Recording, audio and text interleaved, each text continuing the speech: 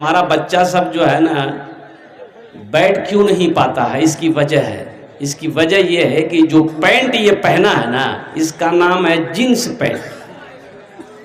ये इतनी tight pant है कि इसको पहन के वो सही से बैठ ही नहीं सकता। एक वो पैंट और निकला अभी जिनसे में, फटल का पैंट। अब इधर है कि नहीं है? अरे बोलो ना भाई। एक नौजवान को देखे कि यहां भी पैंट फटी थी, यहां भी फटी, यहां भी फटी, अब पिछुओ फटल था। तो हमने समझा कि शायद ये बच्चा गरीब घर से है, कपड़ा नहीं है इसके पास में। तो हम उसको 500 रुपया दिए, बोला कि बेटा इधर आओ, ये 500 रुपया लो, कपड़ा खरीद लेना। तो पीछे हटा, बोला का हम भिखारी हैं का? हम बोले रे भिखारी तो पैंट जो फटल का छोड़े। बोले वो पैंट ये तो फैशन है। आग लगे ऐसी फैशन पे। कुर्बान जाओ नौजवानों, मेरे बच्चों, दीन से जुड़ो, कुरान से जुड़ जाओ। कुरान कहता है व लिबासु तक़वा, तक़वे वाले लिबास को पहनो। ऐसे लिबास ना पहनो जिससे कि नमाज में परेशानी हो, नमाज पढ़ने में परेशानी हो, बैठने में परेशानी हो और शर्मिंदगी उठानी पड़े। इसलिए लिबास वो पहनो जो आराम भी दे और लोग देखे तो उसे अच्छा भी लगे। तो इंशाअल्लाह इस पर रोशनी डालेंगे। आपकी इजाजत हो तो हम्द बारी ताला के चंद अशार सुना दूं। गुनाहों पे हूँ शर्मिंदा, इलाही दरगुजर कर दे।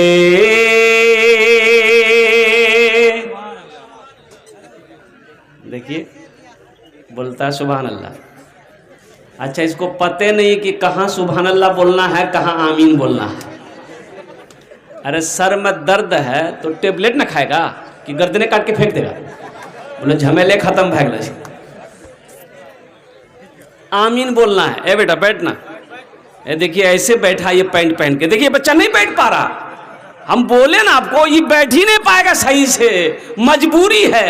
अगर यही बच्चा को पेशाब लग जाए तो मुसलमान का बच्चा है, खड़े हो गए तो पेशाब नहीं कर सकता है, जींस टाइट पहना है, फिटिंग टाइट है, तो पेशाब चैन खोलेगा, पेशाब करने बैठेगा तो पूरा तो नहीं बैठ पाता है, यहीं तक आता है।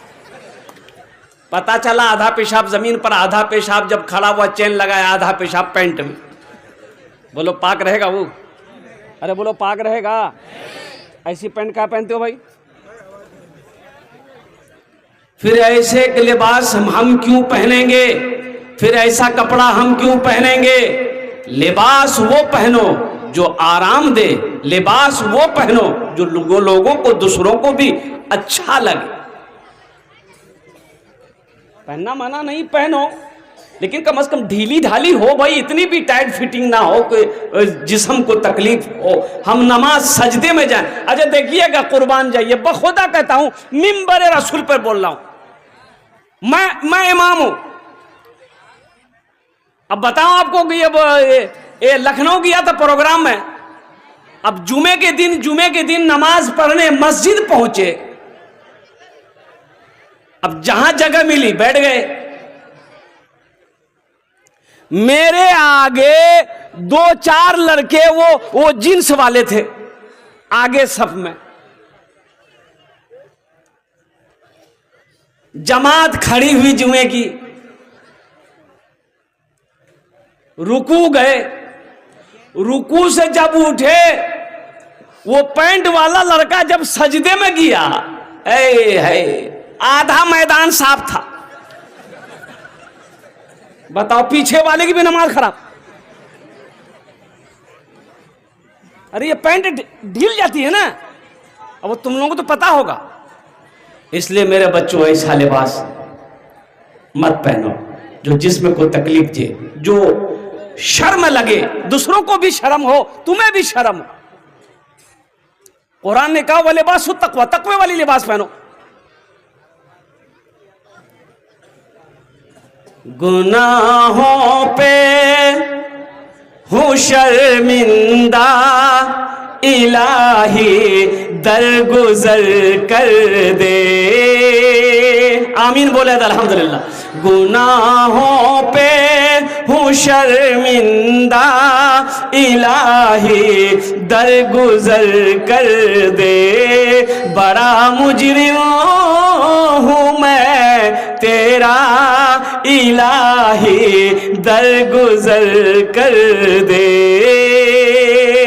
खता कोई नहीं छोड़ी, कभी सिया नहीं छोड़ा, बस अब करता हूँ मैं तौबा, इलाही दरगुजर कर दे। बस अब करता हूँ मैं तौबा, इलाही दरगुजर कर दे।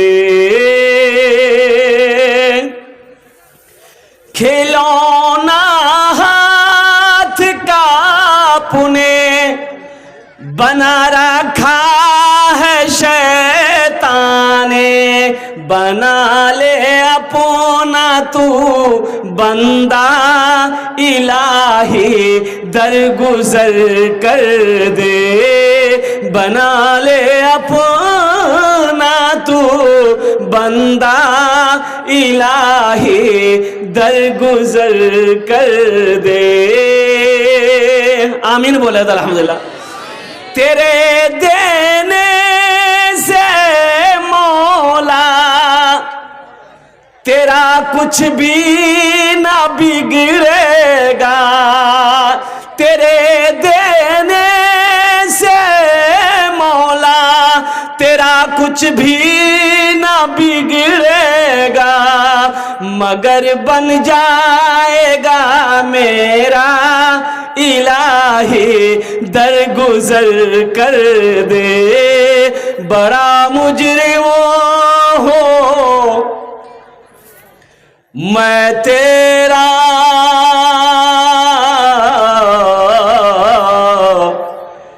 इलाही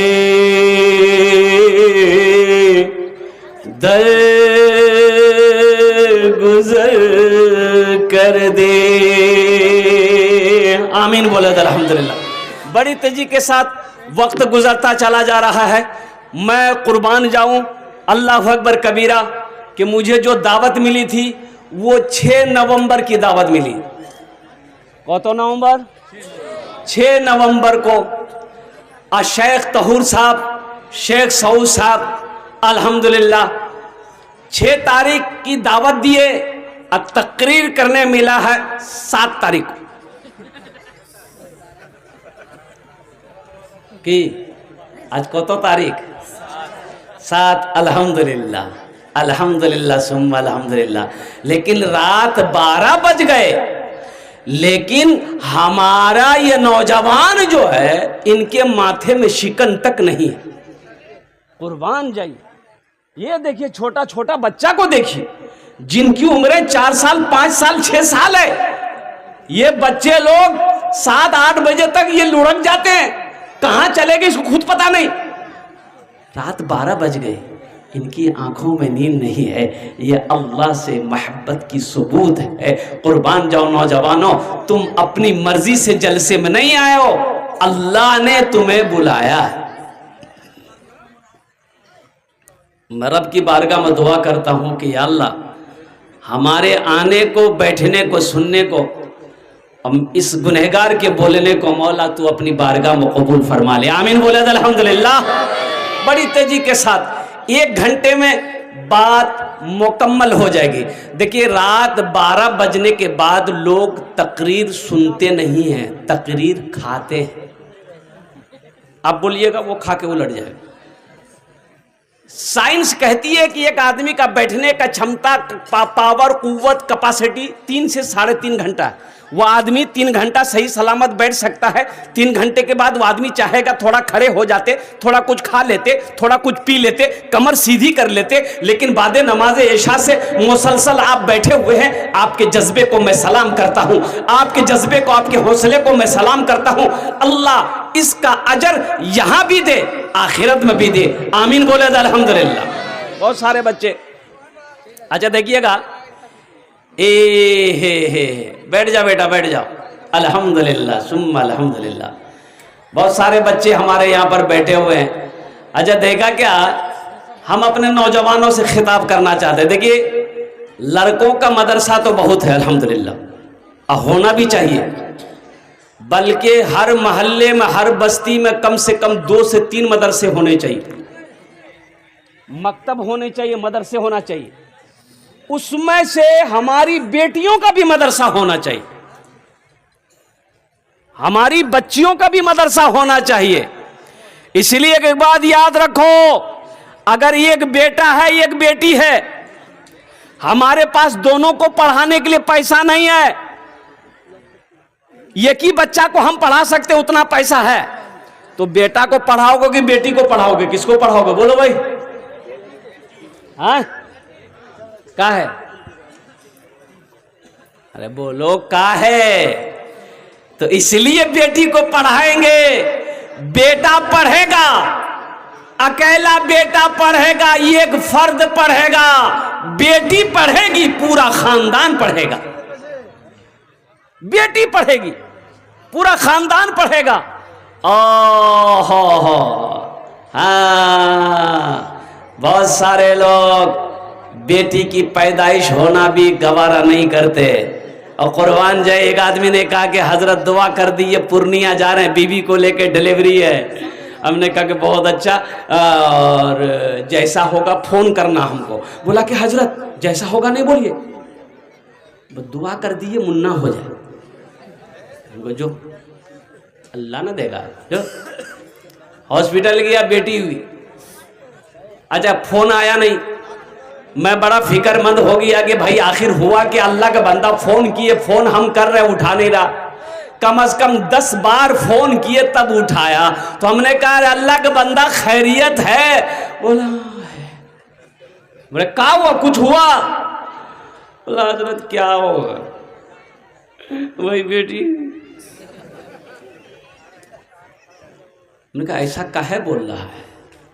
अरे तुम्हें तो खुश होना चाहिए, अल्लाह ने तेरे घर में बरकत पैदा किया।